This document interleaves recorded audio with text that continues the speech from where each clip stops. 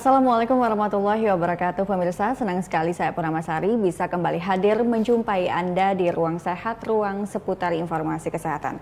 Pemirsa, Ruang Sehat, tatanan hidup baru yang sudah mulai diberlakukan di Indonesia dan diberlakukan oleh pemerintah pusat sejak awal Juni tadi, yang mana hidup baru ini juga diikuti di sejumlah kabupaten kota di Indonesia, termasuk juga mungkin di Kabupaten Tabaleng yang saat ini tengah berproses ke hidup baru. Namun begitu, banyak sebagian masyarakat yang masih bingung bagaimana sih menjalankan hidup baru yang dimaksud oleh pemerintah ini. Nah, di episode kali ini yang akan kita bahas ialah bagaimana beradaptasi di fase hidup baru. Untuk membahas ini lebih lanjut, di studio saya sudah bersama dengan seorang narasumber, yaitu Jubir P2 COVID-19 Kabupaten Tabalong, Dr. Taufikur Rahman Hamdi. Assalamualaikum Pak Dokter, apa kabar? Waalaikumsalam, kabar baik. Pak, ini sebenarnya apa itu hidup baru, Pak? Banyak orang yang belum begitu paham hidup baru itu seperti apa begitu. Apakah ini sebelumnya kita sudah melakukan hidup yang lama begitu, terus ini hidup baru itu seperti apa pemahamannya untuk masyarakat biar nggak bingung? Ya, jadi new normal itu sebenarnya bukan hidupnya yang baru ya. Jadi new normal itu adalah suatu tatanan baru di mana masyarakat tuh bisa lebih produktif lagi di masa pandemi ini. Di masa pandemi. Maksudnya lebih produktif ini artinya selama pandemi ini kan semua terdampak ya, baik itu dampak kesehatan maupun ekonomi.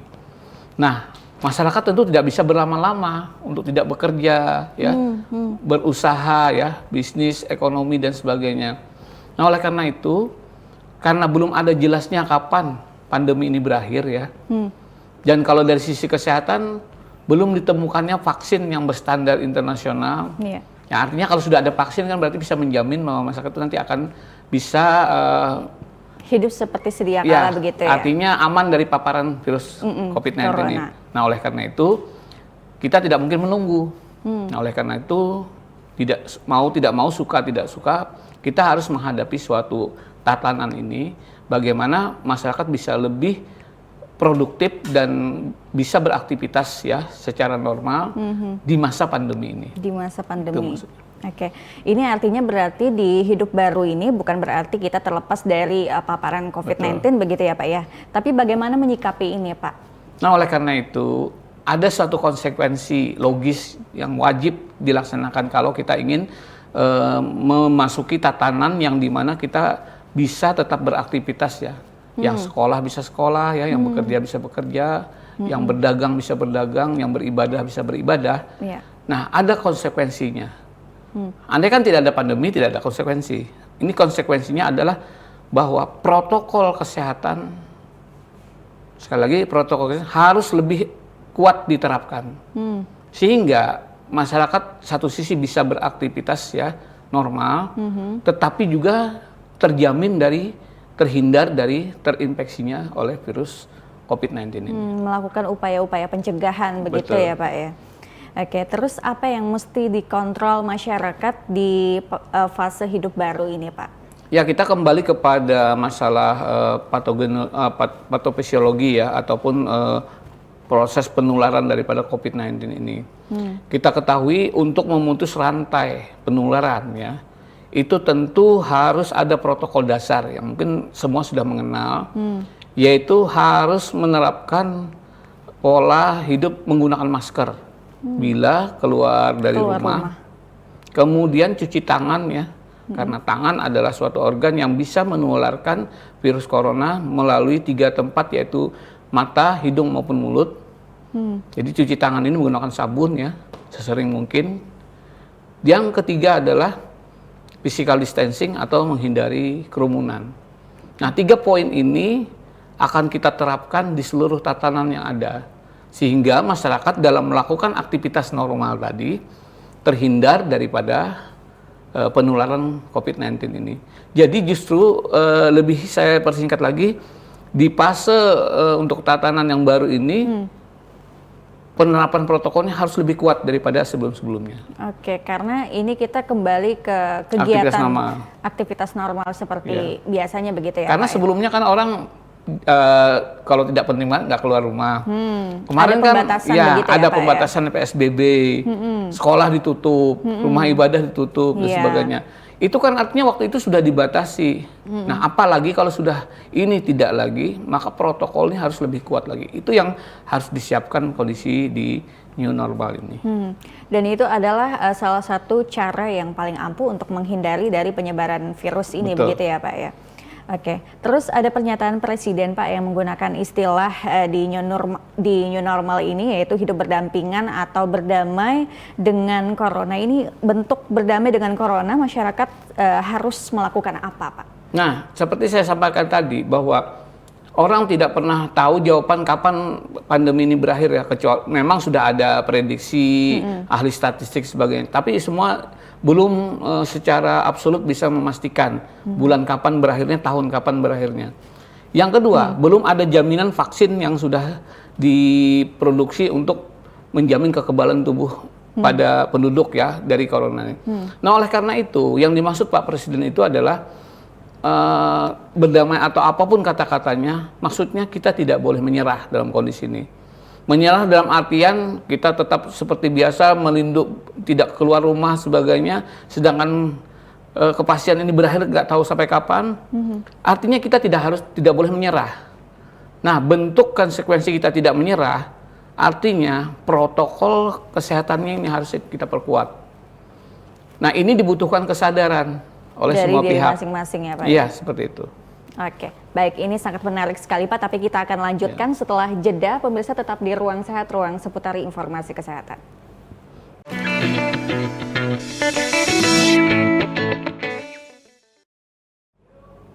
Kembali lagi di Ruang Sehat, pemirsa, ruang seputar informasi kesehatan. Kita masih melanjutkan pembahasan tentang pemahaman hidup baru tadi Pak.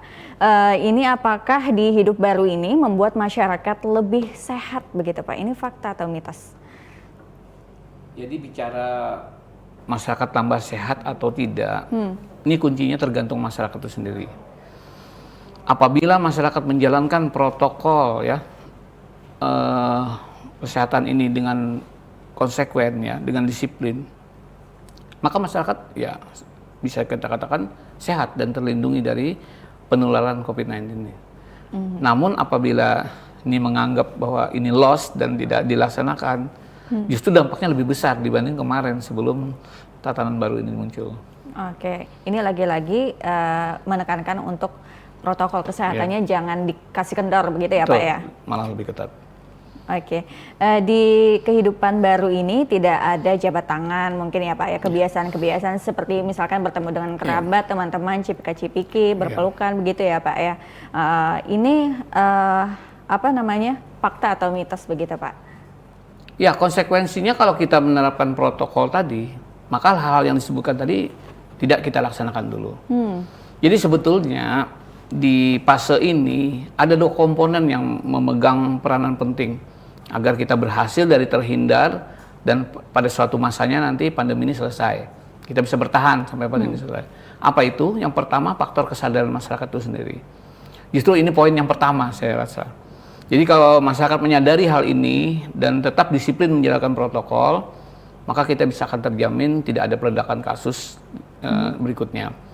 Yang kedua, pemerintah juga membuat suatu regulasi. Jadi makanya regulasi ini akan kita susun, sementara ini pemerintah daerah dalam hal ini Kabupaten Tabalong sedang menyusun protokol-protokol pelaksanaan baik itu di rumah ibadah, di tempat-tempat perniagaan, sekolah maupun perkantoran. Nah, protokol ini akan dibuatkan pemerintah sebagai acuan bagi masyarakat untuk melaksanakan pendisiplinan tadi. Namun saya sampaikan faktor utamanya tadi adalah justru kesadaran masyarakat. Jadi sebetulnya saya tidak setuju kalau new normal ini langsung dilaksanakan semerta-merta. Harus melalui suatu proses pentahapan. Pertama, bagaimana ini disosialisasikan ya. Apa dampak baik dan buruknya kalau kita memasuki fase ini. Dan apa yang harus diperhatikan oleh masyarakat. Kemudian pola-pola pengaturan oleh pemerintah ini agar menertibkan masyarakat. Dalam artian begini, konsekuensi suatu surat yang namanya surat keputusan bupati, tentu ada implikasi sanksi dan sebagainya. Contoh, misalnya para pedagang ya dalam hal ini misalnya untuk tempat makanan contohnya, rumah makan atau warung sebagainya, apabila dalam evaluasi kami tidak melaksanakan protokol kesehatan, mungkin saja setelah diperingatkan, setelah diberi teguran, tetap abai, maka akan bisa ada konsekuensinya sampai pencabutan izinnya. Nah ini upaya pemerintah dalam mengatur tersebut. Namun saya bilang tadi sejajar dengan kesadaran masyarakat. Nah, oleh karena itu kami tidak bosan-bosannya untuk memberikan pemahaman agar kondisi ini, karena kalau kondisi ini tidak disiapkan dengan matang ya, tidak disiapkan secara penuh, justru akan jadi bumerang. Begitu new normal, masyarakat nggak memahami, justru nanti akan terjadi peledakan kasus lagi. Oke. Ini memasuki hidup baru ini Pak, banyak yang beranggapan ini seperti ya sudah seleksi alam begitu, mengharapkan imunitas tubuh dia tumbuh dengan sendirinya. Ini bagaimana Pak? Jadi maksudnya seperti ini, orang dikatakan kebal ya kalau dia sudah melewati fase terinfeksi tadi. Memang betul secara teori dia akan kebal ya. Tapi apakah net immunity atau kekebalan seluruh komunitas? Kalau kekebalan seorang mungkin ya. Tapi kalau kita kekebalan imunitas itu harus 80% masyarakat yang terinfeksi dulu. Nah, tidak mungkin kan, dan kemungkinan mengorbankan ini sebagainya. Nah, oleh karena itu ini sejalan dengan konsep imunisasi sebetulnya. Jadi imunisasi itu untuk kekebalan komunal, artinya ke depannya 80% penduduk dunia itu harus terimunisasi. Sehingga akan menimbulkan efek kekebalan tubuh semua masyarakat. Nah, artinya kita tidak mungkin membiarkan seleksi alam seperti ini. Akan banyak jatuh korban. Oleh karena itu, kalau untuk hal seperti itu, saya rasa itu pemahaman yang salah. Pemahaman yang salah. Justru kita menunggu sampai terproduksinya imunisasi, sehingga kita bisa memperoleh kekebalan kelompok tadi dengan memvaksin 80% dari suatu komunitas masyarakat, sehingga akan terciptalah misalnya contoh dalam satu desa itu kalau 80% sudah terimunisasi, maka desa itu akan terlindungi seluruhnya. Kita naik lagi ke kecamatan, 80% dari penduduk kecamatan itu kita vaksinasi, maka akan. Nah, namun sampai sekarang kan vaksinnya belum ada karena butuh waktu untuk menciptakan vaksin buat seluruh masyarakat, apalagi ini konteksnya pandemi dunia, bukan hanya Indonesia saja. Seperti itu. Ini mungkin salah satu cara untuk menjaga imun tubuh, bisa melakukan olahraga begitu ya Pak ya. Ini lalu ada anggapan yang jika dia berolahraga di luar ruangan begitu, melepas masker begitu Pak. Ini bagaimana Pak? Dengan alasan susah bernafas begitu Pak. Ya. Ini solusinya bagaimana? Perlu kita ingat ya, kenapa kita harus jaga jarak ya? Karena jaga jarak itu maksudnya mengukur jarak aman dari seorang penderita yang mengeluarkan droplet atau ini ya batuknya agar tidak tertular orang lain. Nah, satu lagi teori bahwa virus COVID-19 tidak bertebangan di udara. Namun olahraga yang menggunakan masker itu akan menyebabkan proses masuknya oksigen ke paru-paru juga berkurang. Tentu akan melemahkan ya bagi yang pelaku. Jadi kalau tadi konsepnya olahraga di luar kita tetap menggunakan masker apabila berpapasan dengan orang dengan jarak 1 meter. Namun tatkala itu tidak ada berpapasan dengan orang, silahkan dilepas lagi maskernya. Misalnya kita jogging, kita tetap pakai masker pada saat berpapasan atau berdekatan orang. Namun pada saat sudah tidak berpapasan dengan orang, kita bisa dilepas maskernya. Nah itu cara mensiasati untuk olahraga di ruang terbuka. Biar seleluasa bernafas begitu ya Betul. Pak ya? Jadi tetap sediakanlah masker mungkin digantung di leher ya. Tapi pada saat mau berpapasan atau dekat orang, pasang lagi. Berarti seperti itu caranya ya? Iya. Teknis. Ini terus bagaimana Pak untuk anak-anak yang akan beradaptasi di hidup baru ini, khususnya anak-anak yang akan bersekolah lagi begitu. Ini kan bakal dibuka lagi nanti sekolah untuk kembali melakukan belajar mengajar, itu seperti apa mereka menjaga protokol kesehatannya? Saya mempunyai prediksi justru tatanan yang terakhir dalam dibuka untuk fase ini adalah sekolah. Karena memang penerapan di sekolah ini yang sebetulnya paling kompleks. Dan saya dengar informasi pemerintah juga Mendikbud dalam hal ini memberlakukannya sekolah buka bulan Desember nanti. Jadi oleh karena tersebut memang protokol sudah kita siapkan, kita susunkan. Nah, jadi pada saat nanti sudah konsekuensi pemerintah untuk membuka sekolah kembali, maka protokol ini juga wajib dijalankan. Contoh seperti misalnya kapasitas kelas. Karena kita tahu menggunakan prinsip physical distancing, jarak 1 meter minimal. Yang mungkin nanti dalam satu kelas itu misalnya daya tampungnya 40 orang, setelah masa ini itu paling 20 orang. Nah, tentu nanti ada pengaturan. Ya? Jadi mungkin siswa dalam satu kelas dibuatlah semacam sub ya. Jadi ada yang kelas pagi, ada yang kelas sore. Kemudian tentu juga untuk penerapan hal yang lain, pengajar maupun siswa wajib menggunakan masker pada saat aktivitas belajar, di samping jaga jarak. Kemudian protokol cuci tangan sebelum masuk ke kelas itu sangat penting. Nah, inilah beberapa hal yang nanti harus dicerna, harus dipahami, sehingga tadi pada saat pemerintah menerapkan ini, kita tidak kagok lagi. Nah, inilah yang dilakukan pemerintah Tabalong sebetulnya. Kami tidak berbicara new normal dan langsung menerapkan, tetapi judul kami adalah meningkatkan penerapan protokol. Jadi peningkatan penerapan protokol artinya protokol yang selama ini sudah dijalankan ditingkatkan lagi, bahkan dikuatkan lagi. Nah, ini boleh kita katakan sebagai prakondisi, di mana kita penerapannya nanti di rumah ibadah secara bertahap, ada percontohan dulu, kemudian di pasar seperti itu juga. Di samping sejalan dengan itu, sosialisasi kita gencarkan ke masyarakat. Sosialisasi tentang butir-butir protokol sampai nanti diterbitkannya keputusan bupati mengenai protokol ini. Nah, hal-hal ini, komponen ini sudah kita siapkan menuju ke arah situ, sehingga pada saatnya nanti kita betul-betul sudah melaksanakan semua. Pertama, masyarakat sudah tidak kaget lagi, tatanan-tatanan itu sudah siap, baik itu dari segi tempat maupun pengelolanya, kemudian dasar aturan atau sanksinya sudah jelas. Nah, itulah prakondisi ini sedang kita tajamkan. Jadi makanya judulnya sekarang Tabalong adalah peningkatan penerapan protokol kesehatan di seluruh tatanan. Oke, berarti untuk hal yang dasar dulu dilakukan pemahaman dari masyarakatnya tentang hidup baru ini ya Pak ya. Oke, baiklah, kita akan lanjutkan ini lagi Pak. Tapi pemirsa tetap di Ruang Sehat setelah jeda berikut ini.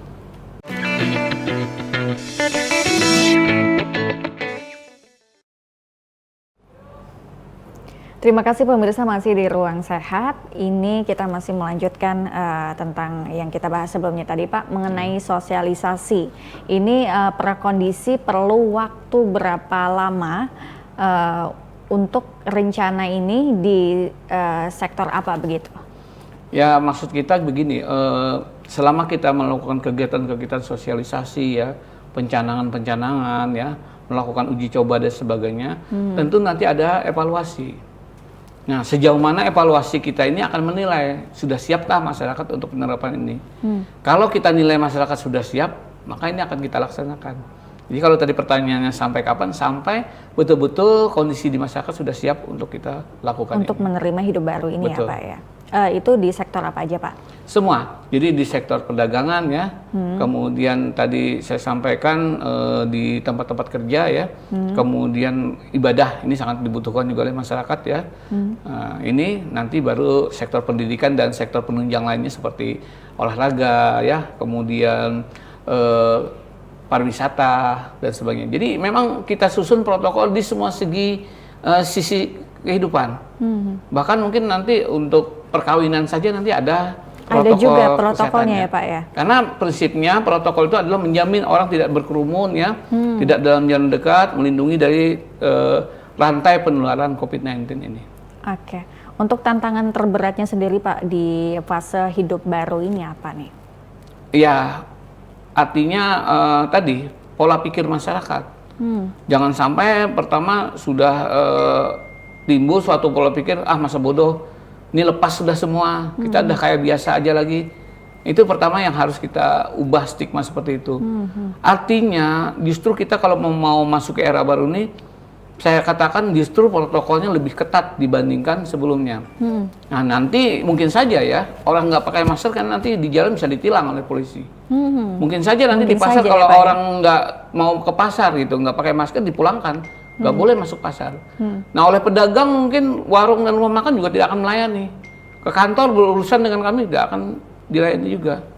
Kemudian ke tempat ibadah, mungkin ditolak untuk masuk ke tempat ibadah kalau tidak menggunakan masker. Ada kemungkinan Ada seperti itu. Karena betul-betul kita menjamin dan menjaga agar masyarakat itu tidak tertular selama pandemi ini masih berjalan atau berlaku. Oke. Lalu apa yang perlu diwaspadai sekali gitu Pak untuk masyarakat di situasi hidup baru ini? Ya pertama mobilitas masyarakat lebih meningkat ya. Dalam artian begini, saya hanya sampaikan begini, kalau Anda tidak sehat dan merasa sakit dan sebagainya, mending tidak keluar rumah. Itu tetap harus kita lakukan. Karena justru resikonya lebih besar kita berkeluaran. Ya, yang ini yang harus kita waspadai. Yang kedua tentu rantai penularannya lebih banyak ya. Orang-orang kan sekarang sudah normal kembali beraktivitas sebagainya. Nah ini justru harus lebih diwaspadai dalam artian protokol itu betul-betul dijaga. Dan saya rasa hikmahnya setelah pandemi ini, perilaku hidup bersih dan sehat juga justru harus menjadi suatu pola kebiasaan yang baru. Jadi saya harap kebiasaan ini nanti kalau sudah selesai corona, cuci tangan, jaga jarak, mungkin itu tetap jadi hal yang bagus. Nah tetapi mungkin ya seperti jabat tangan dan sebagainya mungkin tidak dilarang lagi ya kalau sudah pandemi sudah selesai. Oke, berarti lagi-lagi ini masyarakat harus ditingkatkan lagi protokol kesehatan dari fase sebelumnya begitu ya Pak ya. Oke, baik, terima kasih banyak Pak Dr. Taufikur Rahman Hamdi sudah memberikan informasinya di Ruang Sehat. Pemirsa, semoga informasi yang kami berikan bermanfaat untuk Anda. Terus saksikan Ruang Sehat setiap Rabu pukul 8 malam waktu Indonesia bagian tengah hanya di TV Tabalong. Saya Purnamasari beserta kru yang bertugas mengucapkan terima kasih. Wassalamualaikum warahmatullahi wabarakatuh.